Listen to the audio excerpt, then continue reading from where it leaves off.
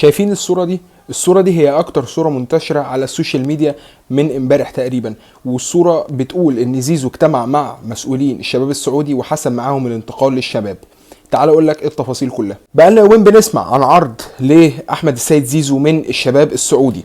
العرض قيمته حوالي 5 مليون دولار. رأيي في الموضوع ده ان بصراحة العرض هيكون مفيد جدا للطرفين، لنادي الزمالك والشباب السعودي.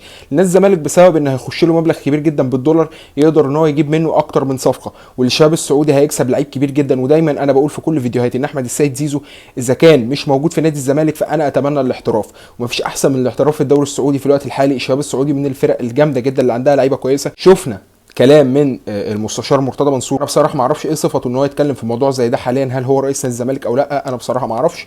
ولكن شفنا بيان وهو بيرد على الخطاب بالرفض ومش عارفه ايه، وان جاله عرض ب 5 مليون دولار. وهي نادي الزمالك تقول لي في الكومنتس ايه رايها في الموضوع، هل الموضوع يتمنى يتم